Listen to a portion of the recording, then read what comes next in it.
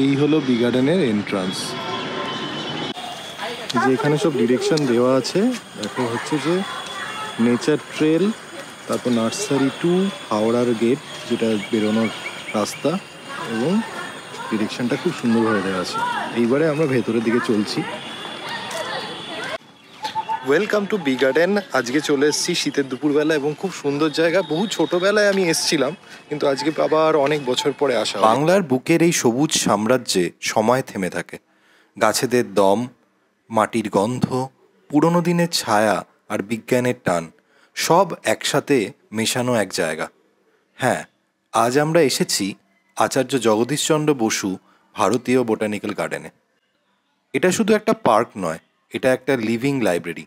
হাজার হাজার গাছ, শতাব্দীর গবেষণা আর প্রকৃতির অদ্ভুত জাদু। চলুন শুরু করি আমাদের সবুজ অভিযাত্রা। যারা আমার চ্যানেলে নতুন রয়েছেন তারা চ্যানেলটাকে সাবস্ক্রাইব করতে একদম ভুলবেন না, কারণ এই চ্যানেলে আমি নতুন নতুন অনেক অজানা তথ্য নিয়ে আপনাদের সামনে তুলে ধরব। এবার প্রথমে বলে দিই কিভাবে এখানে আসবেন। কলকাতা থেকে 3টে সরল রুট আছে। যদি মেট্রোতে আসেন, হাওড়া মেট্রো বা হাওড়া স্টেশন থেকে নেমে সোজা আন্দুল রোডগামী বাস ধরে বাগানের গেটের সামনে নামিয়ে দেবে।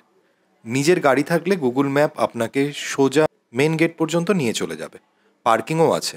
বাগান খোলা থাকে সকাল 8টা থেকে বিকেল 5:30 অবধি, তবে শীতকালে এটা 5টার মধ্যে বন্ধ হয়ে যায়। মঙ্গলবার থেকে রবিবার এই বাগান খোলা থাকে, সোমবার বন্ধ থাকে। শীতকালে সকালে যদি এখানে আসেন তাহলে মনোরম বাতাস আর আলোর খেলা দেখতে পারবেন। পাতার ফাঁকে সেই সোনালি ঝিলিক আপনাকে বারবার মনে করাবে। টিকিট মূল্য এখানে ভারতীয়দের জন্য 30 টাকা, বিদেশিদের জন্য আলাদা রেট আছে। মোবাইল ক্যামেরা ফ্রি, কিন্তু ডিএসএলআর বা ভিডিও ক্যামেরা নিয়ে এলে আলাদা চার্জ পড়বে। তবে স্টিল ফটোগ্রাফি অ্যালাউড। তাৎপর্যপূর্ণ একটা কথা, এটা কোনো পিকনিক স্পট নয়, গবেষণার জন্য রক্ষিত একটা বৈজ্ঞানিক বাগান। এই বোটানিক্যাল গার্ডেনের ইতিহাস একটু জানা যাক। গার্ডেনের সূচনা হয়েছিল 1786 থেকে 1787 সালের মধ্যে। তখন এটার নাম ছিল রয়্যাল বোটানিক্যাল গার্ডেন। কিছু কিছু জায়গাতে তোমরা যখন আসবে দেখবে মন এমনি ভালো হয়ে যাবে, এবং বি গার্ডেন তার মধ্যে একটা অন্যতম জায়গা যেখানে প্রচুর গাছপালা দিয়ে ভর্তি। এবং এখানে এলে একটু সকাল সকাল আসবে, বিকজ সকাল সকাল এলে অনেকটা টাইম স্পেন্ড করতে পারবে, বিকজ এরিয়াটা অনেকটা বড় জায়গা।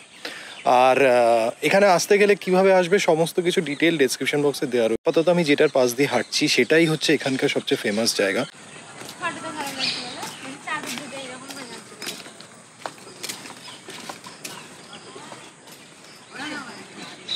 এবং এটা খুব রোম্যান্টিক একটা জায়গা। এখানে প্রচুর কাপলস আছে, এবং শনিবার রোববার তো প্রচুর ভিড় হয়, বিশেষ করে শীতকালের দিনে।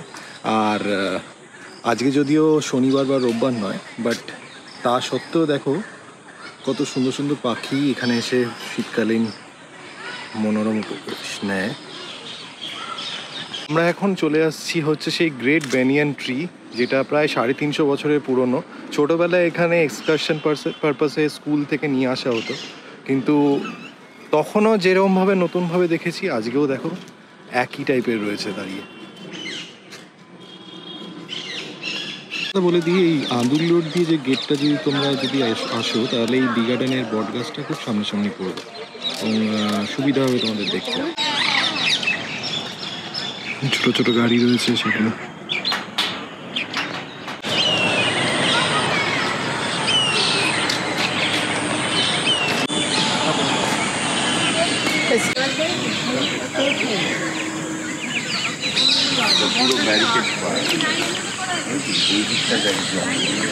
মানে ঘন্টার পর ঘন্টা বসিয়ে, ঘন্টার পর ঘন্টা বসে কাটিয়ে দিতে পারে।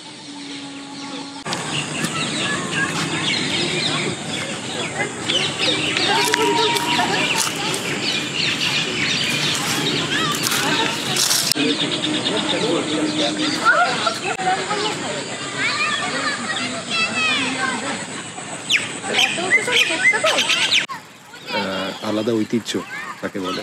এবং আমি ছোটবেলায় দেখেছিলাম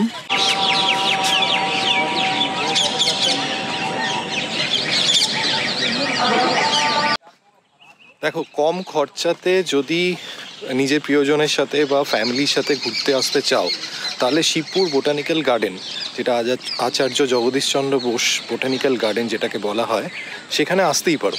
এবং সবচেয়ে যেটা আমার মনে হয় যে প্রকৃতির মধ্যে নিজেকে যদি ঘুরে আসার একটা জায়গা খোঁজো, তাও কিছুক্ষণের জন্য, তাহলে হচ্ছে this is the best place.